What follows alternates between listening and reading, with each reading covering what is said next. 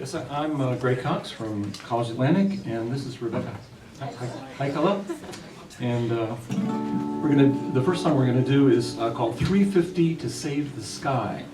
The number 350, most of you will be familiar with through 350.org.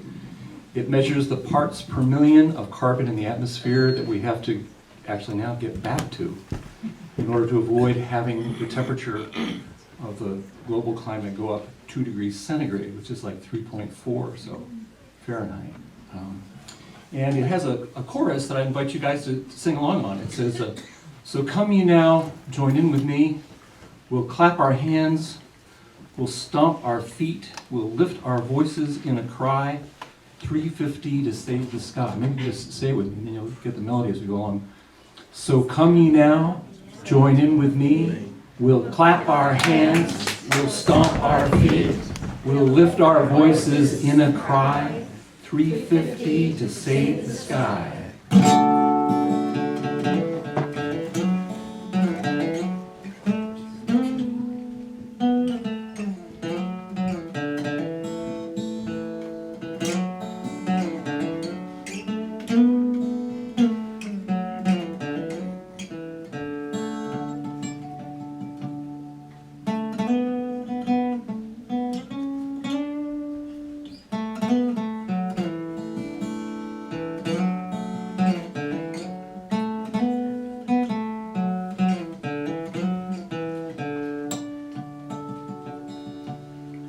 Now I was born with a great desire to set my share of the world afire, to set my share of the world alight, and share in the flicker of the flame at night.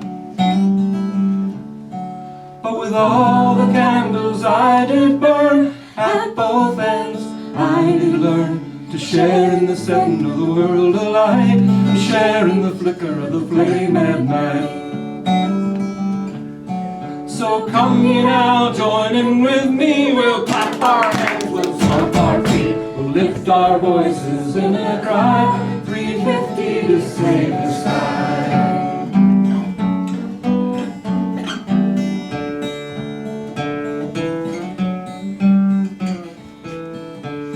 Now some would like the world to turn on the energy of the coal they burn, and let the climate change go on till most of Bangladesh is gone. From New Orleans to New York's coast up to Alaska's permafrost, they'd rather burn their ancient oil than love our land and save our soil. So come ye now, join in with me. We'll clap our hands, we'll stomp our feet, we'll lift our voices in a cry. 350 to save the sky.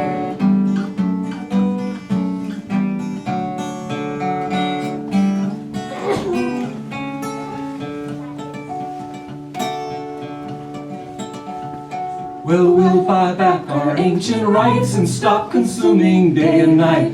Invest more and consume less and tell our worried children yes.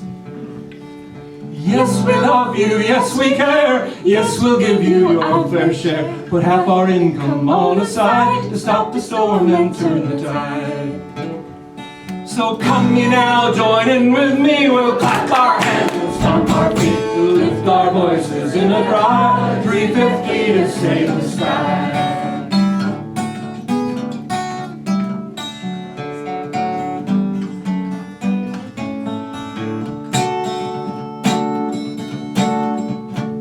We'll store up our energy by digesting some calories, and when it gets all dark at night, we'll wind a crank and make a light. And if the weather does get cold, well, I'll put on a few more clothes, and for when we would move at great speed, we'll harvest sunlight that we need. So come ye now, join in with me. We'll clap our hands, we'll stomp our feet, we'll lift our voices in a cry. 350 to save the sky.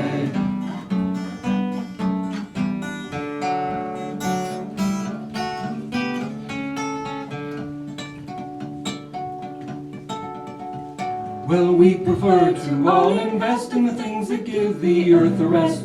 Cut our consumption right in half and spend our time in greater laughter. Ha ha ha ha ha ha ha!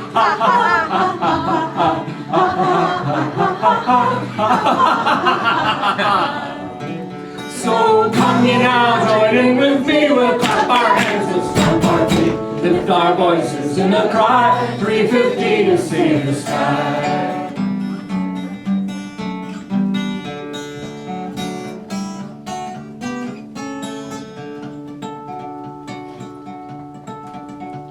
Well, politicians all just seem to spend their lives in some strange dream. They'd rather go and pass the buck till someone else runs out of luck.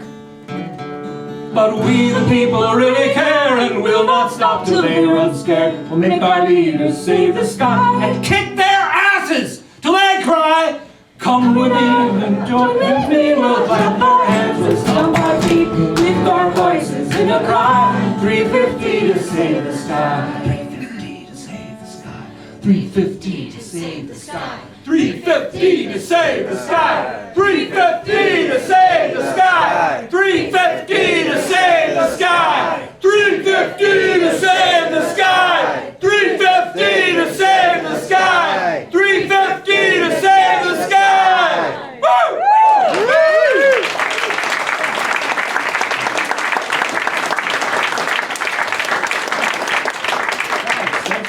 Jumping in on that. The next song is one you can jump in on too. It's about how there's a change that's occurring. And it's going to bring what Joseph Schumpeter referred to as creative destruction, but not the kind capitalism brought, but another kind of creative destruction that's going to be for a reconstruction. And it's a song that's meant to be sung a cappella by a large group. Unfortunately, we brought you all here tonight to sing along. You kind of catch it as you go, okay? I would enjoy and encourage you to just kind of jump in as you go. We sing it all the way through twice. So. There's a change that's a-coming, yes. There's a change, oh, that's a-coming. There's a change, oh, that's a-coming soon. And it's coming, like a hurricane. Coming, oh, like a drought. And it's coming, oh, like a glacier melting.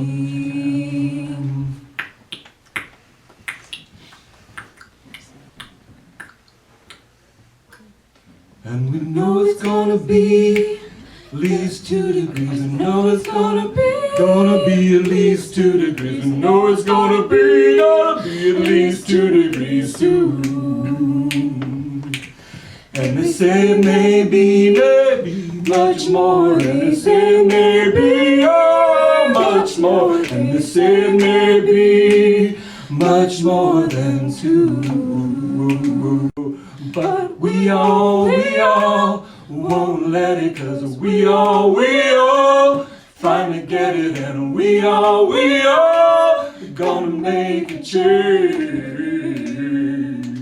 Like the 19th century and the slavery will end fossil fuel dependency. Like the fall of the Berlin Wall will make a change. Like an old-time spiritual revival or a YouTube video gone viral. With 1 billion of us on bicycles make a change. Oh,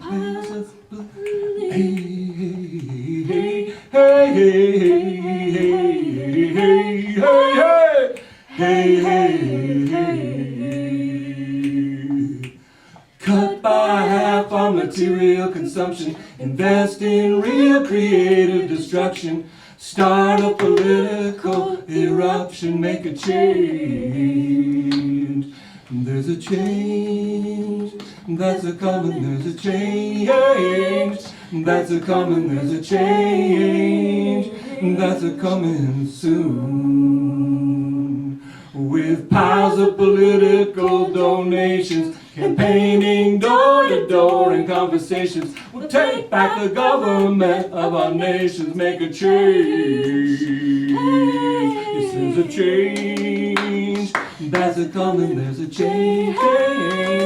That's a coming, there's a change. That's a coming soon. 'Cause we're coming, coming like a hurricane. We're coming, coming like a hurricane. We're coming, coming like a hurricane. So next time you can help me sing that one, right? Yeah. 'Cause we're coming, coming like a hurricane. We're coming, coming like a hurricane. We're coming, coming like a hurricane soon. A little rhythm here now.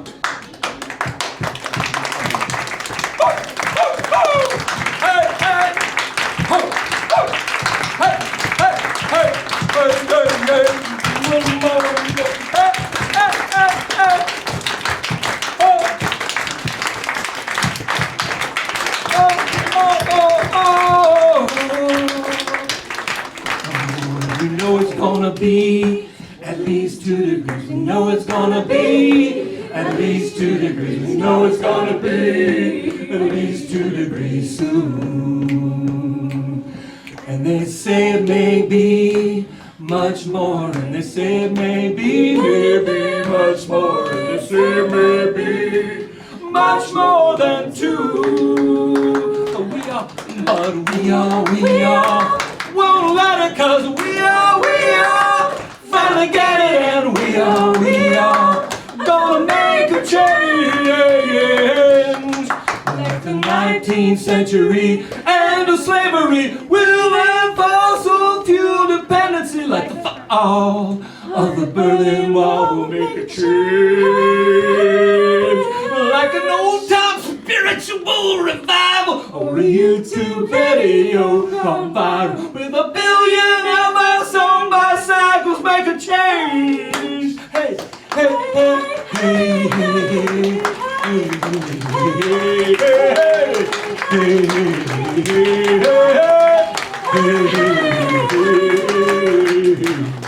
we're gonna cut by half our material consumption, invest in real creative destruction, start a political eruption, make a change.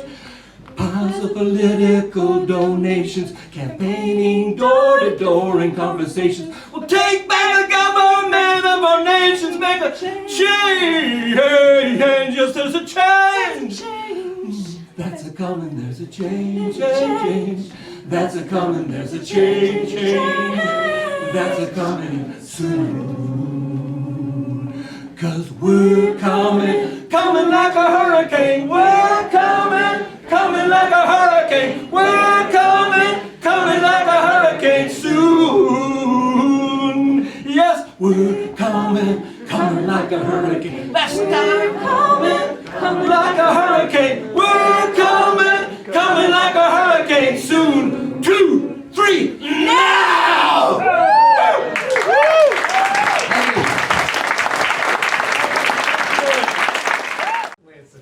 Our education group should have taken that into consideration. That's the way to teach it. Thanks, that was terrific.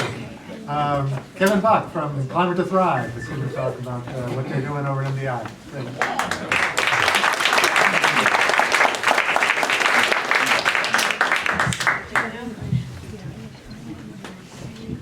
All right, that's kind of tough to follow. Anyway, I'm Kevin Buck. I'm the vice chair of Climate to Thrive. For those of you who aren't familiar with us, we're a grassroots group, and our mission statement is basically to make Mount Desert Island energy independent by 2030. And I wasn't on the charter group that actually laid it out. And I heard this, it was told that that's what they were going to do, and I'm thinking, wow, good luck, guys. It's a really tough goal to hit, and I didn't think it was possible. And I've gotten very involved in it, and I can tell you, it is. And one of the best things to get it going is a group like this. I'm blown away by how many people are here. We were asked to speak. My number came up. I was the guy that showed up. And I didn't expect a gathering like this. And Tony and I have had a little conversations. And he was asking me to mention some of what we've done and just kind of, maybe it's inspiration that it's possible. And I started writing a list, and it's, I don't mean to sound like we're bragging, and I wasn't involved with a lot of this, but it's really incredible. We've got 2 schools on our island completely powered by solar power. There are 3 community solar farms on the island. There are going to be more very shortly. We're waiting for the PUC to sort out their regulations on the new legislation that's passed. We've put EV chargers all over eastern Maine, electric vehicle chargers, all over eastern Maine and central Maine, some of them. We're having grants to do all of this. And one of the biggest things we've found, as a group, we've become kind of this intermediary for a lot of the town governments, for some of the larger institutions. We're kind of facilitating deals coming together. I was at 2 ribbon cutting ceremonies last week. One was for our high school, which is one of the schools that's 100% powered by the sun now. The other one was for the Fisherman's Co-op on Ellsworth, Little Cranberry Island. And people are listening. We've had people from all over the place. We had representatives there from Angus King's office, from Jared Goldman's office, from the governor's office. We had state representatives, state senators, school administrators all sitting around in a conference room before one of these discussing how to make this happen. Best thing you can do is get out there and have your voices heard. I mean, it's just, we've started forming a different bunch of groups. We found that energy is one of the ones that really there's a focus on. It's easier to change. We've tried doing some weatherized projects, which I thought were quite unsuccessful, but apparently traditionally by the number of places that get weatherized, we did quite well. And that's a hard sell. We were talking about some of that earlier. But there's a lot of different steps. The transportation sector is huge. That's going to change. That won't take much of a nudge to get it going. It needs the infrastructure. We can work on that. But the will is there. I'm also a selectman in the town of Tremont. We have a solar array that powers all the municipal use in our grade school, which is the other school that's completely powered by solar. We had several public meetings. I expected resistance. Tremont's a town of fishermen. Bass Harbor's there. We aren't probably what I would consider the most enlightened, greenest community in the state. Every public meeting we had, there was zero resistance. We had people asking questions, looking for explanations how it was going to work, and it was completely unanimously accepted, everything we did. And we've been running on solar power since January. Wow. This is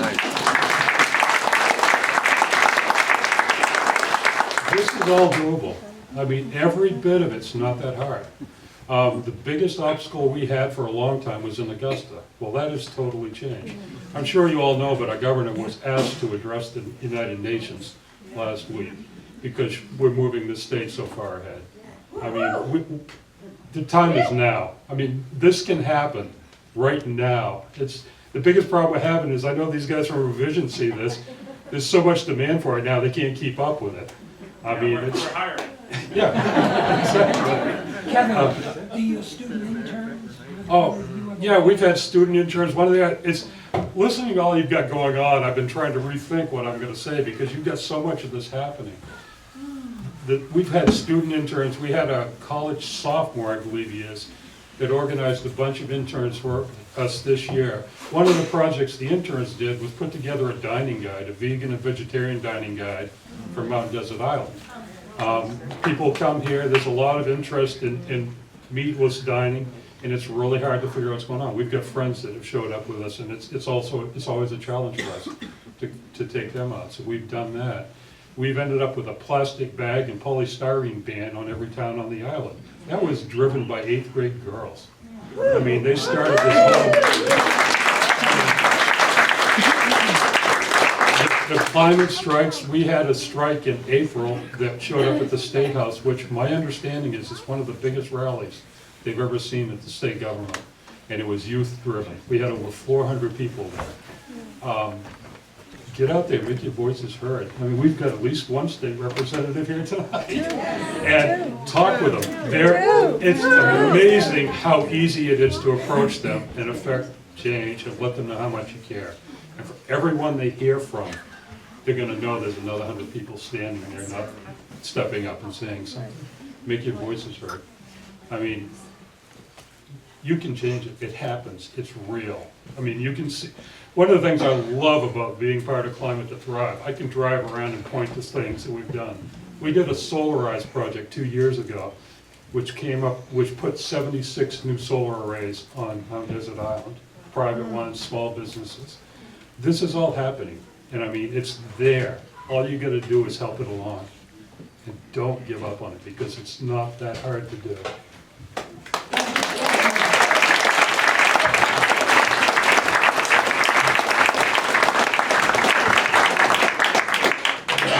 Thanks, Kevin. You're our role model.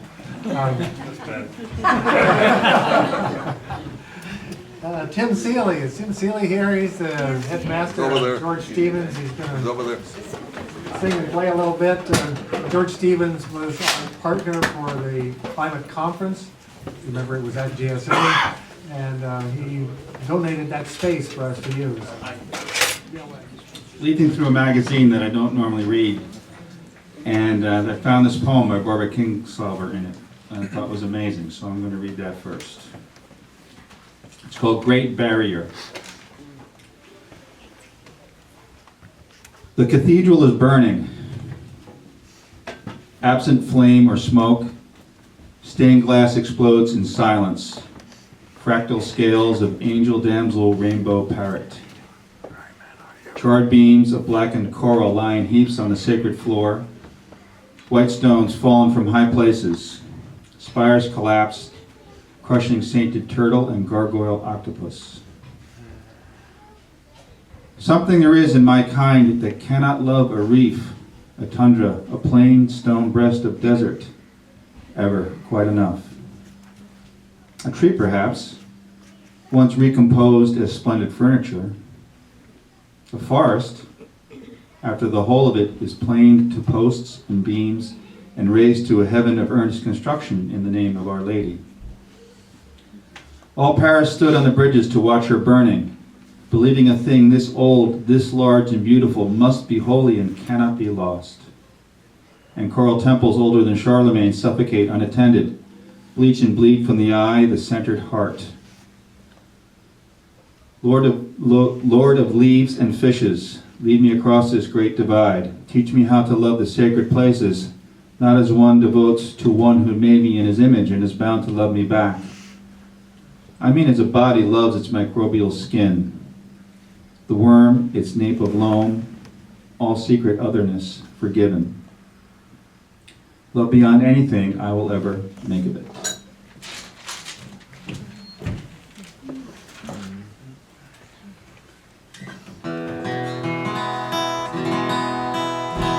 I praised this thing and now it's like not working.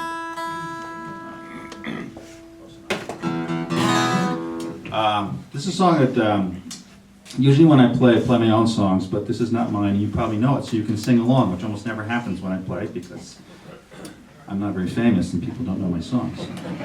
Yet. This is by Stephen Stills. He wrote it when he observed the curfew riots in Los Angeles in like 64, 3, 5, something like that. It's my favorite protest song. And like all great songs, it was written about one particular thing in a particular time, but it seems to resonate across to others, at least I think so. It's called For What It's Worth. And there's a lot of apocryphal stories about why it's named that, including he just sort of said, for what it's worth, here's a new song, and they thought that was the title. Which may or may not be true. But.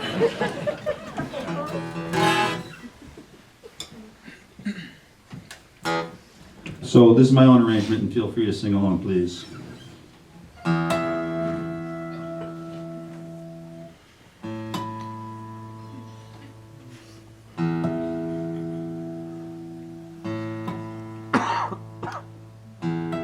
Something happened in here.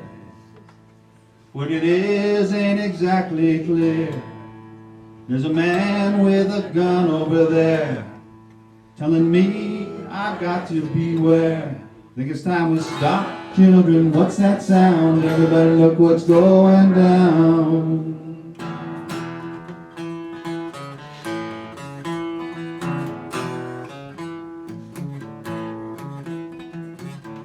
Battle lines being drawn. Nobody's right if everybody's wrong. Young people speaking their minds are getting so much resistance from behind. I think it's time we stop, children. What's that sound? Everybody look what's going down.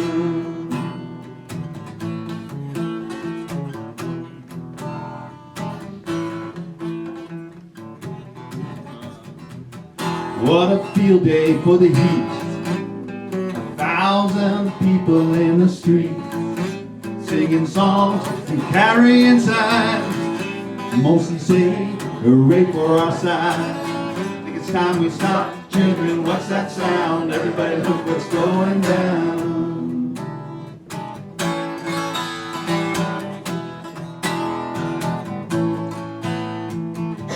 Paranoia runs deep into your life, little creep. It starts when you're always afraid.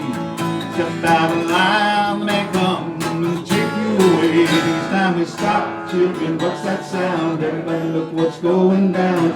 Hey, what's that sound? Everybody look what's going down. Stop, children. What's that sound? Everybody look what's going down. Stop now. What's that sound? Everybody look what's going down. There's something happening here.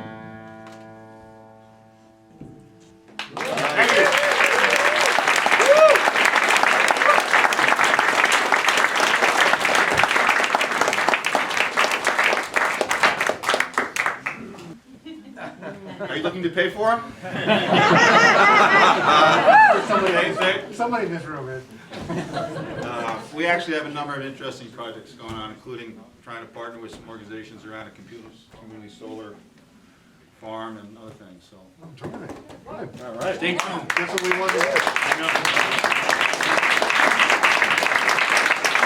So the next couple of things, it's a little unclear who's here and who's not. Is Anna Trowbridge here? Yeah.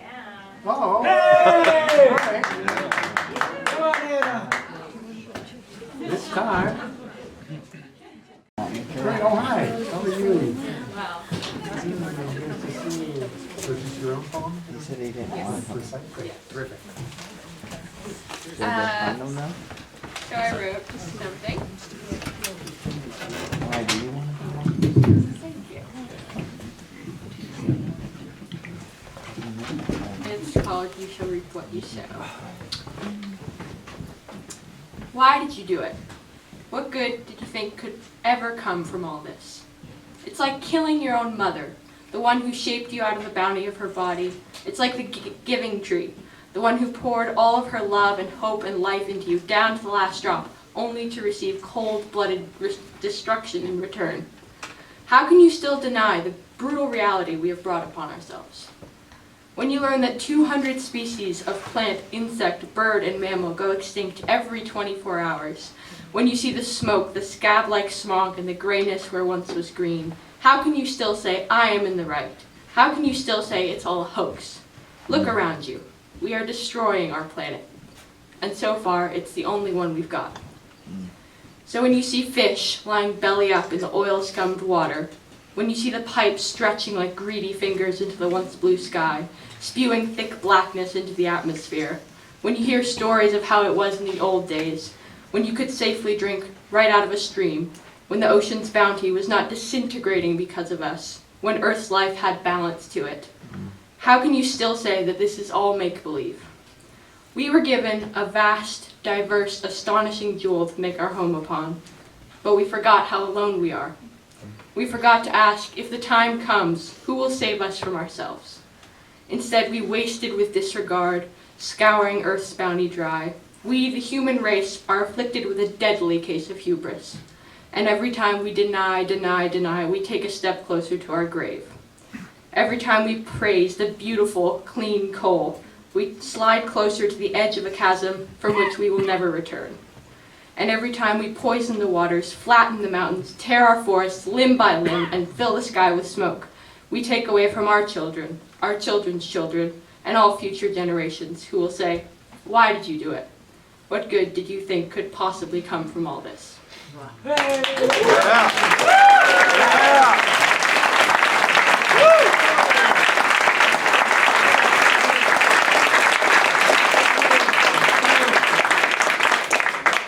I just wanted to say just one more thing that's been on my mind recently. So I am just really amazed and so inspired by the movement that's going on right now. And Greta Thunberg is definitely a humongous inspiration for me. But she's awesome. But I just want us all to remember, as supporters and participants in this moment, particularly white supporters and participants in this movement, that Black, brown, and Indigenous people have been carrying this movement for millennium, and other movements such as this.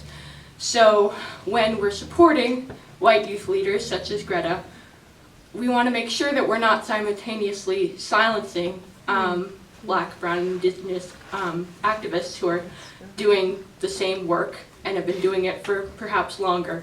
So I would encourage all of us to look into movements such as the Earth Guardians, Shatesca Martinez, who is the youth leader there. He's amazing. He's a hip-hop artist and an activist, and so many others who are doing great work, and we shouldn't forget about them as we're supporting this movement.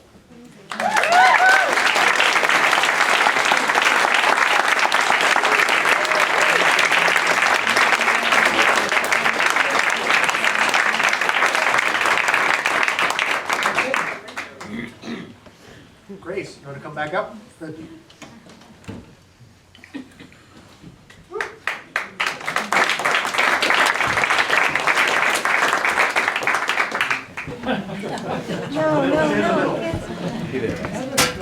This one's a little bit higher.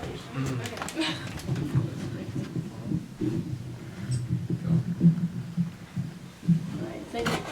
Hi everyone. So first I want to apologize because I do have a little bit of a sniffle. I am fighting a little bit of a head cold, but just bear with me. Second of all, I want to thank everyone for coming out.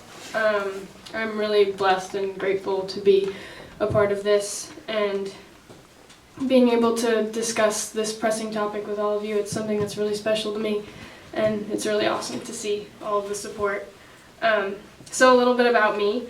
My name is Grace. I'm a 16-year-old student at Deer Isle Stonington High School. I'm involved in many different activities, sports, acting, student council, you name it, I've probably done it. But something that's really, kind of always been in the back of my mind, been really important to me, is our environment and the pressing topic of climate change.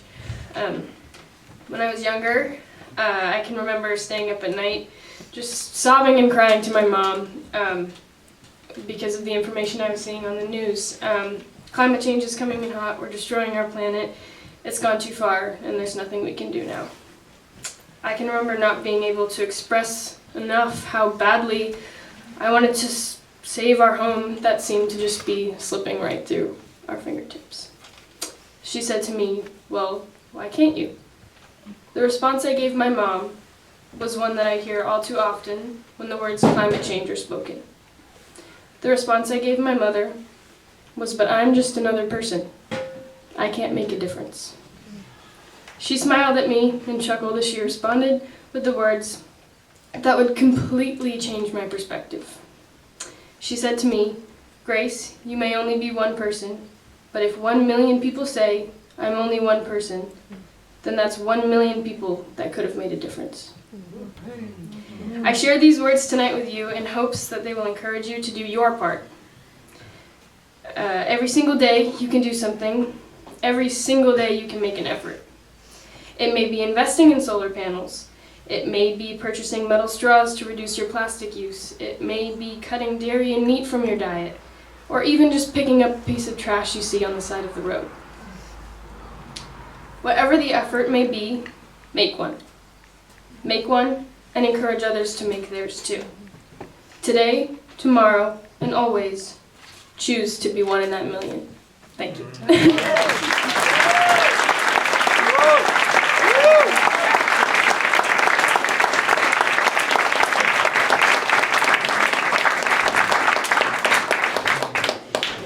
Thank you, Grace.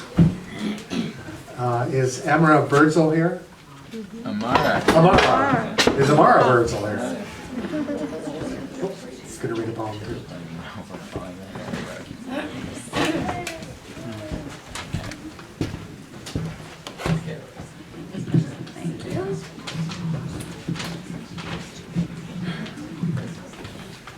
All right. Cracked portraits. My air is dying. And when the sea yells to the wind, and when the rains drench the earth, I feel the world. Her rain is blood that drips slowly down into her roots. I hear the soil, the dirt. I feel her loneliness and I hear her cry. Her patience is lost sand sinking into the unsettled sea. She wants to know why we do this. She needs to understand. She is so loud, so telling of her secrets, but still, we are too deaf. All her noise is so silent. She's tired. Her mountains of light are sinking like golden sands, the forests falling away without explanation. Her pretty blue eyes crumbling. Her flowers, once heaven stars, but now fading, withering, gone. She's ebbing. The earth is the moon, waning. But unlike the moon, she will never come back. Our air is dying. Thank you.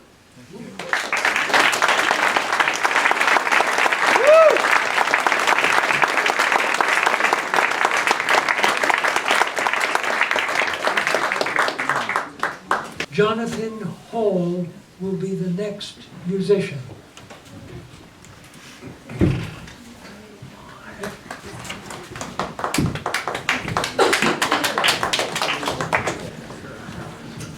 I didn't expect this. I read open stage on the or open mic on the invitation. I thought it was an open mic, and Tony has been kind enough to fit me in for one song. What an amazing event. I'm on the Brooksville Comprehensive Plan Committee, and we just the other day, I got hold of the Nature Conservancy tool that shows what's going to happen to Brooksville if the water rises 1 foot, 3 feet, and 6 feet. Talk to me after this, and I'll tell you if your house is going under or what's going to happen. Definitely a serious issue, but this song I'm going to do, I actually wrote 40 years ago on the 10th anniversary of Earth Day. All right, thank you. How's that? That's great. All right, that's good. On the 10th anniversary of Earth Day, and it's the comic song. I mean, this has been a very intense evening. The song will be a moment of comic relief. Good. But I'll have a few, I mean, what's interesting to me is having brought it out and thought, boy, 40 years ago I could have a sense of humor about this. I don't think I could have written this song now. But here goes. Whoops.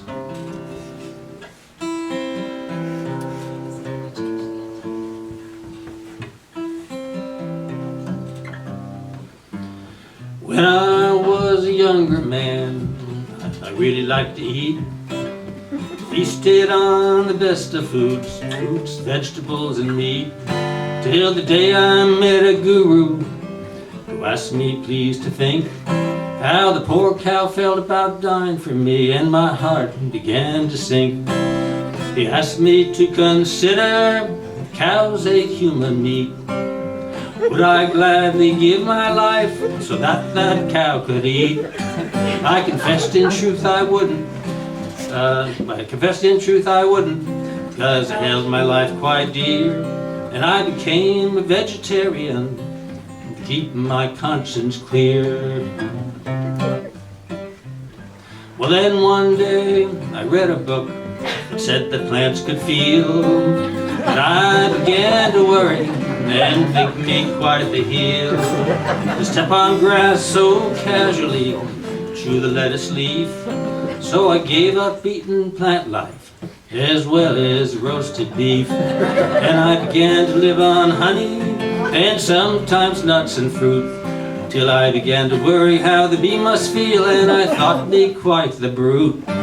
Whenever I cracked the honeycomb or the pistachio, but could I live on air and water? Well, I really didn't know. You gonna join me on this tonight? Well, I tried and I tried for several weeks, and I began to grow quite thin. I began to hear in voices, and I couldn't tell the out from in. I thought I had gone crazy, maybe lost the mental link, when the water begged for mercy, and each time I took a drink, and the air it screamed in terror each time I took a breath. I really couldn't stand the thought of being its cause of death, so I closed my mouth and I held my nose till I began to squirm, knowing I should soon become food for some lowly worm. Well, then the thought struck me, as I was about to go, that the worm, the cow, would surely grieve to see me suffer so. And the moral of the story came right out of the blue. What you do unto yourself, you also do to others too. So I went on down to the old fast food and I had myself a meal. And I blessed the cow with all my heart, now I knew that it could feel. And I even blessed my French fries and my Super Sundae too. But I ate my meal with relish, and I hope that you do too.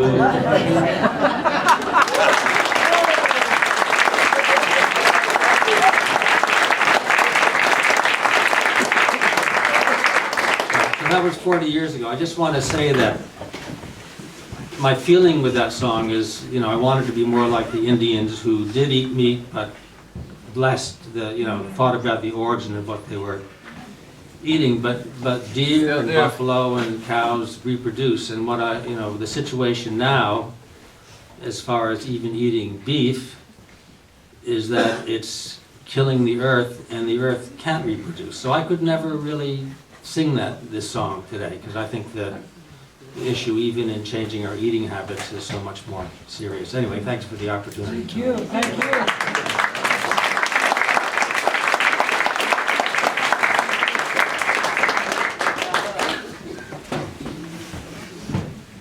Well, now we have more local talent. Dick Krager, going to sing a choral song. That reminded me, by the way, that song, Jonathan, of one of William Blake's great Proverbs of Hell. The cut worm forgives the plow. Hi, I'm Dick Krager from West Brooksville, and one of the things that I have been working in energy conservation for years and years and years, and we haven't made it scary enough. So this song is to give you some idea of the consequences of climate change, because you know, if we don't do something now, things will get worse. And it's to the tune of Ian and Sylvia's Four Strong Winds. And you all can join in on the chorus if you'd like at the end. Because I imagine you all know this. And it goes like something like this. More strong winds will blow daily, and the seas they will rise. Climate change will rearrange our daily lives. The way we live today makes uncertain if we can stay. Our species, it is hurting, the planet's fine. Think I'll build a little wind farm for some green free energy. Put some PV cells right up there on the roof. Still I wish you change your mind about Earth's fast-changing climb. But you don't think we have enough good proof. If I build before the seas rise, and if things are looking good, you could join me as we both get more prepared. But by then it would be too late for those who tempted fate, and the place would soon fill up with a running scared. When strong winds blow in the forest, the trees know what to do. They don't go separate ways and figure who to blame, but gather all together to survive the stormy weather. They know well in their hearts they're all the same. So all of you, you have to remember that we're all in the same boat. And it's a leaky boat, but we can fix it.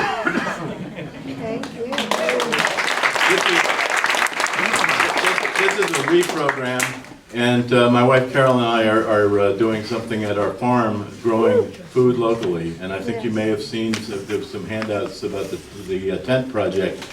And I use the acronym ARCH. It's agriculture, recreation, conservation, history, and education. And you all, next Tuesday, will be there trying to get some greens raised for the community. So thank you all for being here. It's good to be here.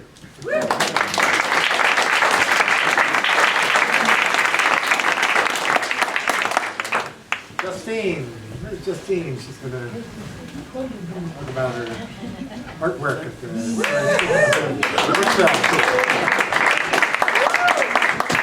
I'm so bummed. We had kids here who made them, but they just left. It is a school night.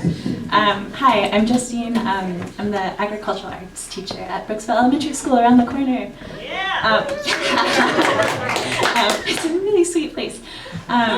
So when Tony reached out and asked if any of my students could make visual art for this event, I thought, okay, food. So to preface, agricultural arts is a pretty new class for Brooksville, where we work mostly out of the garden all year long, learning gardening and cooking skills and learning about the world around us through the frame of the garden.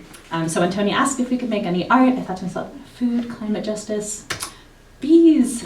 We have to think about our pollinators, and not just honeybees, but all of our wild bees that we have. So on display around the whole property right now, but you can see some up here, the 5th and 6th grade. It's not a mistake that they're blue. They're blue orchard bees, and they're one of the primary wild pollinators of our wild blueberries here in Maine. So the kids have been working so hard for the last 2 weeks to put these together under the leadership too of Jen Chase, who also just had to take off, but an amazing community-based artist who does projects with us all the time. So we have these bees up for you as a reminder. 7 acres there to farm, and we put it in organic farming, and it's also in meadow. So we had the bobolink, which is an endangered bird, show up this year, and we do rotational grazing and things to manage the land and let the natural habitats come back. And with that, Allison Chase and I, a couple of years ago, started a conversation of not only did the community need food that was accessible to everybody, but that it also needed joy. And so we thought that art was a really critical part of community. And we also believed that education was a critical, central part of how to make all that happen. So we've been processing this for a really long time, and the good things that have happened. So the tent project has had, we've had numerous conversations with the school. Anna Wynn and I have been talking for years about using the land and our high tunnel to get food to the community. And Justine has done this incredible job in education that's already existing. And those are up and running, which is fantastic. And they weren't a couple of years ago at all, and all that's come around.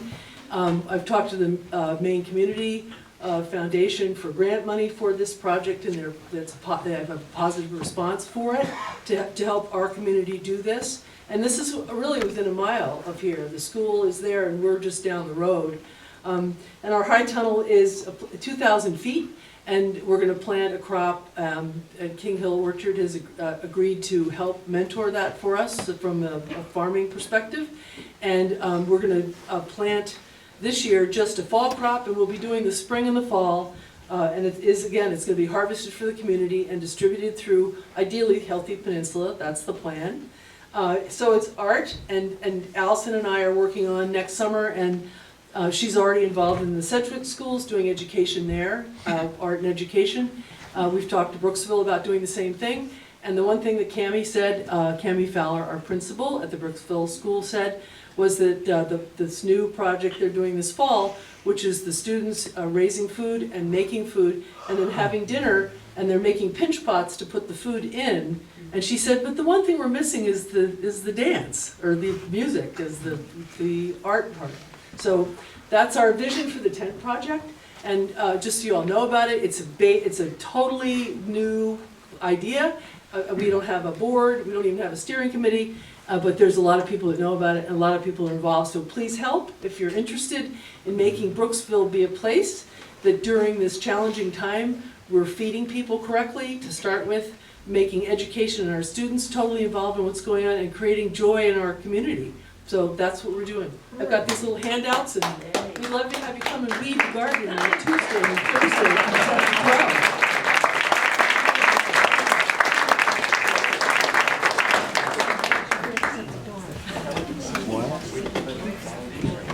Nancy Hathaway. Nancy here.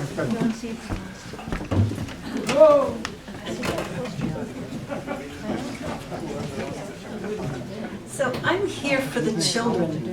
I'm a psychotherapist, and I teach mindfulness to educators, mindfulness and social and emotional skills. And the educators come in and they're so passionate and so sincere and say, I want to help the children. What can I do for the children? And I'll say, oh, let's just hang in for a little bit and do a few mindfulness exercises. And finally, by the third day or the fifth day, they go, oh, it's about me. It's about me modeling mindfulness. So we've been talking about us adults, as adults, modeling what we're doing. But a really big piece of it that not too many people are talking about are the emotions. So we've heard a lot of words about denying and the lovely poems, and Rob talking about that closed-in feeling. I don't know if you've had it yet, but I have. And I have clients who are actually saying they're in bed with the covers over them. People are depressed, there's despair, there's anxiety. And I love, Carol talking about joy in the middle of this, of working. So I'd like to, because we're adults and the children are looking up to us, I would like to invite us to take just a few seconds and share this despair and this anxiety. Let's hold this feeling together just for a little bit, to acknowledge it, to accept that it's here, to breathe with it, and at the same time, to be able to look around at each other and see one another and see our bright eyes and the hope that we have. So both of those, the beautiful, pleasant, and also the unpleasant. So can we I'd like to invite us to take a few seconds to do that.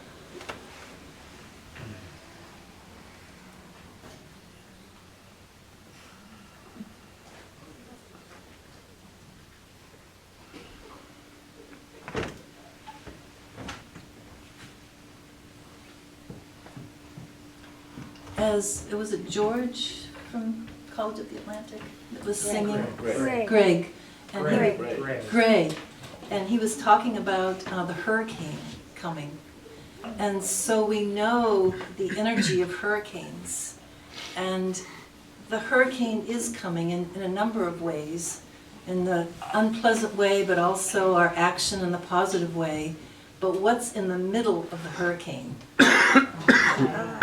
What's that? The eye. The eye of the hurricane, which is there's center, there's a stillness. So I'd like to encourage us to you know, that whirlwind of either positive change or negative change or whatever's happening, that our children are going to be affected by it. And for us to stay in the middle of it and to be able to be with it so we can hold them when they have their own hurricanes. And also to dance and sing with them and to be in nature with them. Thank you.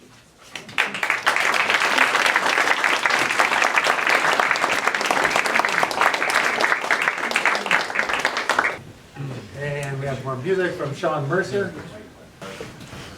While she's setting up, I just want to encourage the young people who are here, Grace, and I forgot everybody else's name.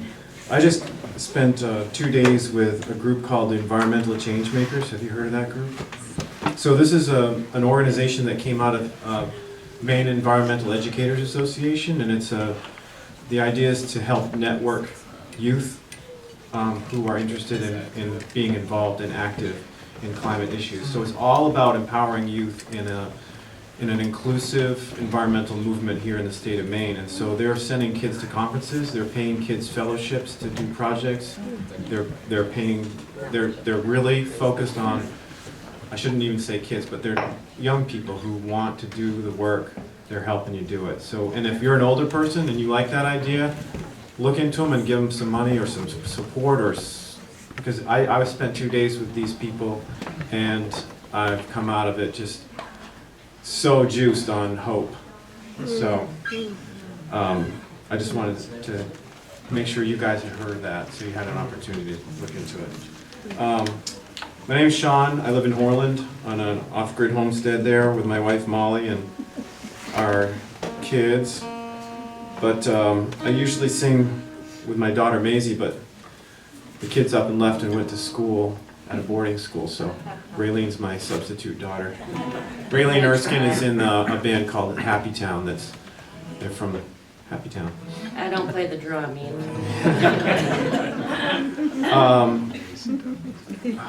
Okay. So I'm trying to explore the intersections between science and mysticism and translate that into music, and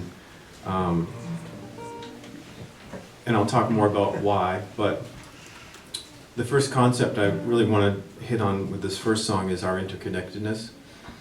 And in looking into this, science tells me that the physical structure of our bodies, the molecules and atoms that make up our body, are exchanged with the environment around us as we breathe and excrete and exhale and eat food. And it turns out that within a year's time, 98% of your physical self is exchanged with the environment. Like the you that was here a year ago is almost entirely not here, and is now trees and other things. And so to think about interconnectedness as undeniable. And so this song is called Reflections.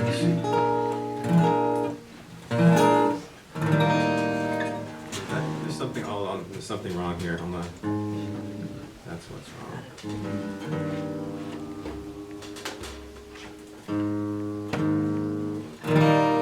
That sounds better. Thanks.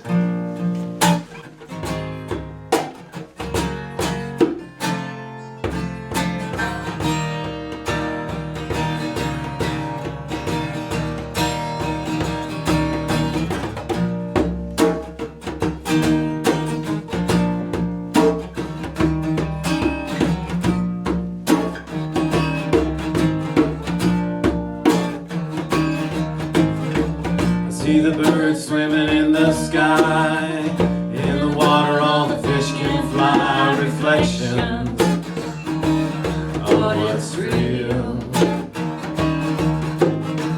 They show the facts but the truth they hide. When are they gonna let you fly? Don't know now, that ain't the deal.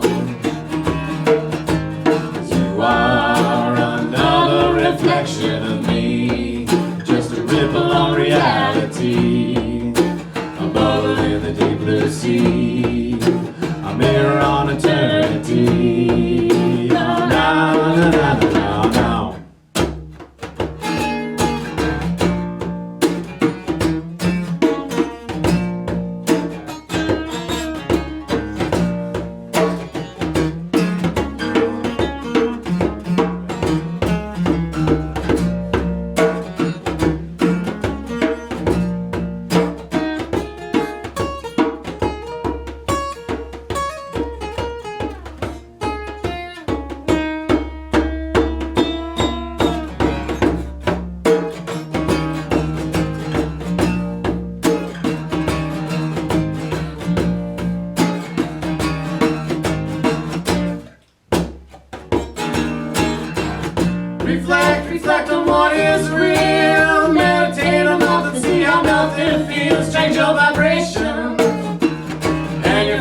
sea.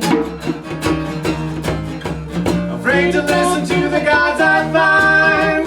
Could be deliverance of the force of desire. Only the heart can show you the way. 'Cause you are another reflection of me, just a ripple on reality, a bubble in the deep blue sea, a mirror on eternity. On and on and on and on.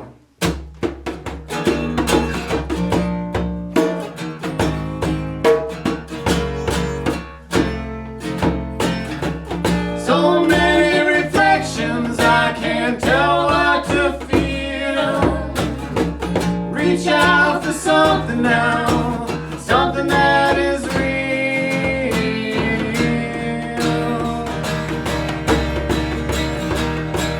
Something that is real.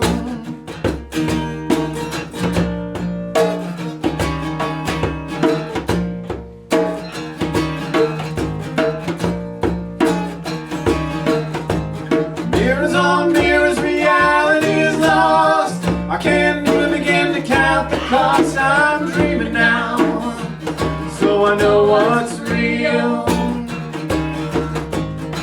What really matters is a matter of heart, strong will, faith, and love. It's never been anything more.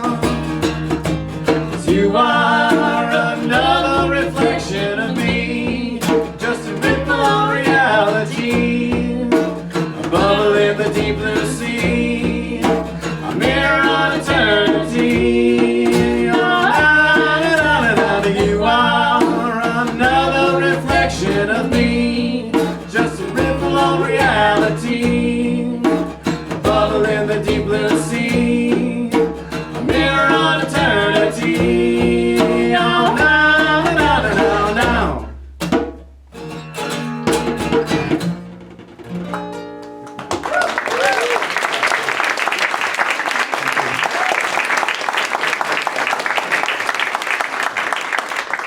So I'm going to try and compact like what I usually do in an hour presentation into about 1 minute here. But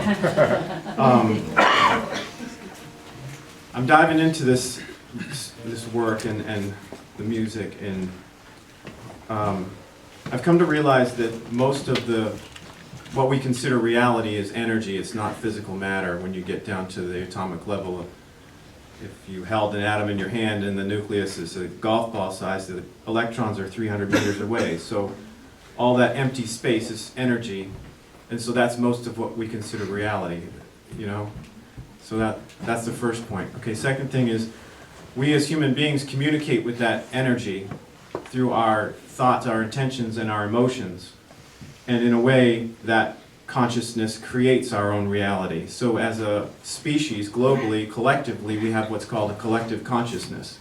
And it seems to me that for a long time, and particularly it's been getting worse and worse recently, that collective consciousness, that collective power of our thoughts and emotions has been grounded in negativity and divisiveness and fear. And so that creates our collective reality. We see that manifest in the world. And so I'm trying to encourage people to shift their own consciousness by finding ways to be grounded in gratitude and love, and trying to take control of your emotional state and your thoughts and intentions. And that if enough of us do that, then that can shift the collective consciousness, and it's happening now. We see it happening in all over. If you'll find what you're looking for, and if you look, you'll see this happening. There's pockets of this happening all over the place, and in numbers that they're not going to be able to turn back. So keep doing the work, and keep, we're in this scary situation, but if we stay grounded in gratitude and hope, I have faith that we're going to be okay, and we're going to shift that collective consciousness, and our reality is going to be completely different in, I think, a short period of time. It might hurt some on the way, but we'll get there. So I wrote this song for my friend Sherry, and she is an example to me of someone who has lived a very painful life, but instead of using that pain as a reason to be resentful, she focused on love. And as an oppressed person, she's dedicated her life to reaching out to the society that was her oppressor and changing the world in that way. And so this is a song called The Calling, and I invite you to sing along. There's a part that has no words, it's really easy, and the more energy you can put into this, every song is like a prayer for us, so pray with me on this one, please. And thanks for being here and doing all the things that I know that all of you are doing in your lives, so keep it up.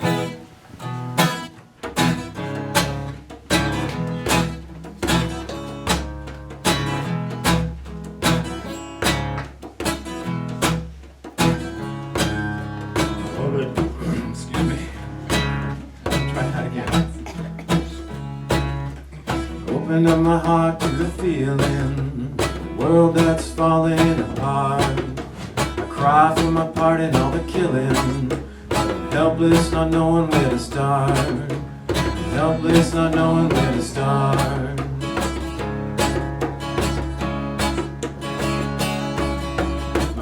My friend, she told me how they tried to block her way. She broke down all the barriers they put up in her way. She knows they'll keep crossing over what path may lie ahead. She'll keep on loving all the more than they can hate. And she cries,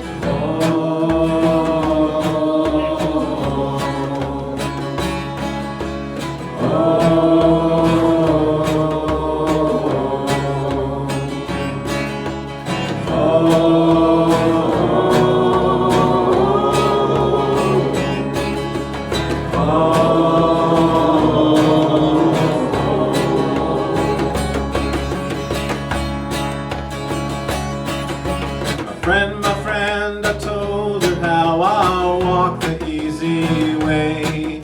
By privilege and promised land, I am now here today. The trouble and the trying times, in truth I'd have to say, are only things with my own hands laid in my own way. And I cry,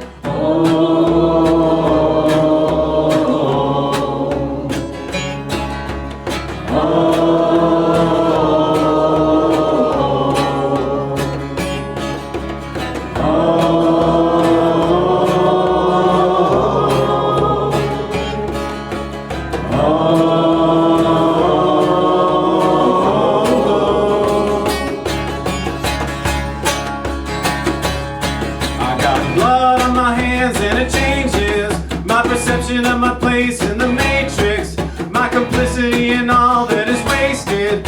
I'm waking up to answer the calling. It's happening, it's happening. No more time for questioning. It's happening, it's happening. Do what your love is demanding. It's happening, it's happening. Consciousness awakening. It's happening, it's happening. Answer your own calling, and you'll cry,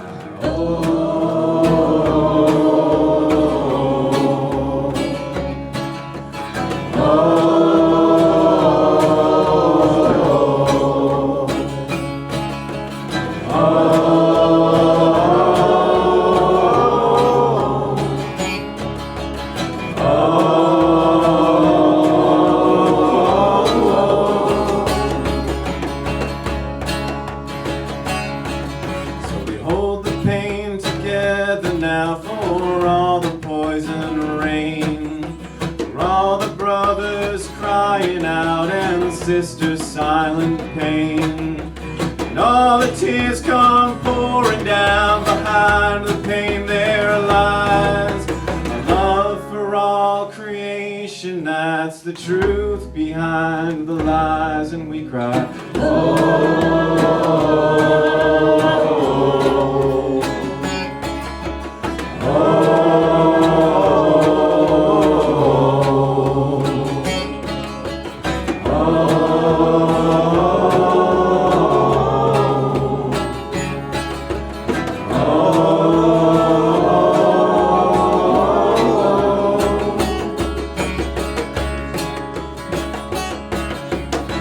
Open up my heart to the feeling, a world that's falling apart.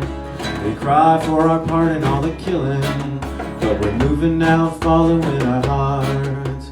We're moving now, following our hearts. We're answering the calling of our hearts.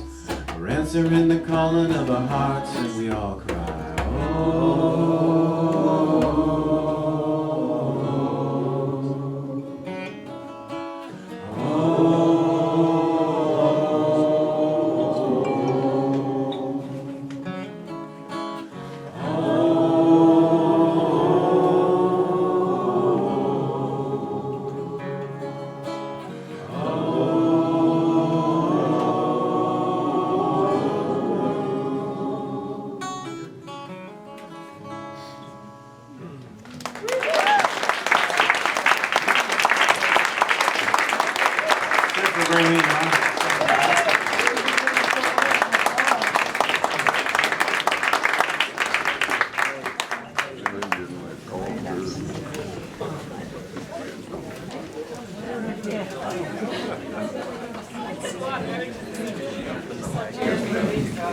You okay?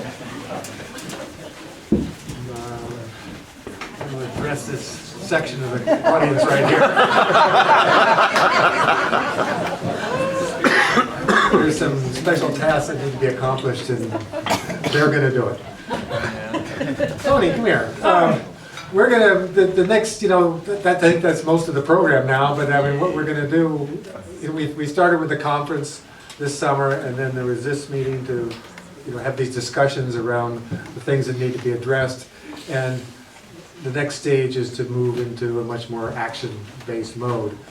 Obviously, I mean, you just listened and watched, witnessed the richness of this community, the articulateness and passion and willingness of all of us to be involved and to express it so well. And it was so moving to have a lot of these young people here speaking the way they spoke with that clarity and that urgency.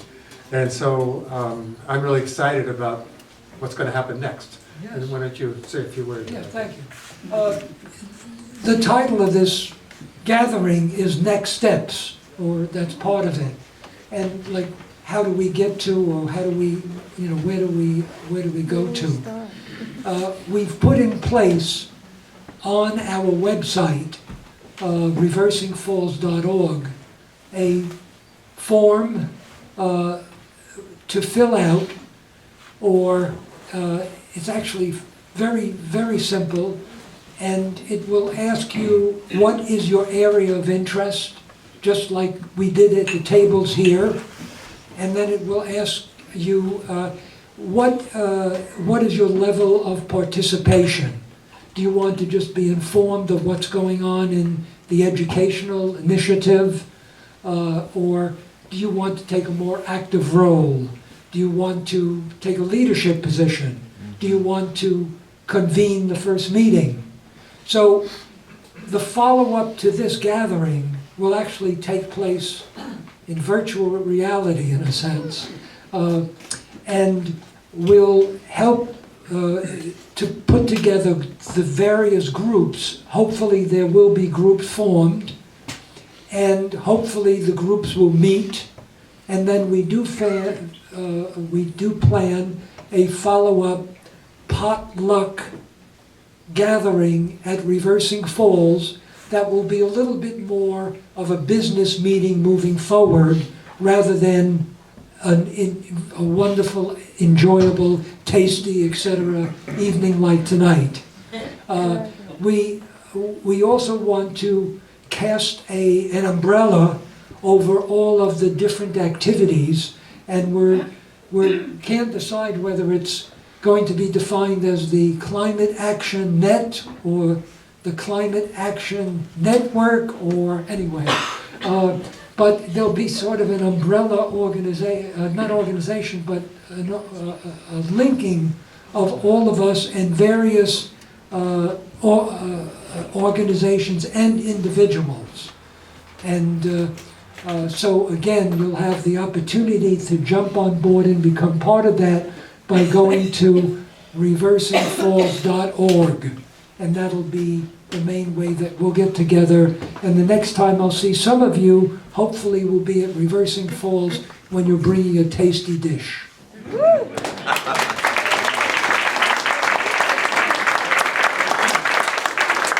Please join me in giving a rousing cheer for Lydia and Tim, who set us.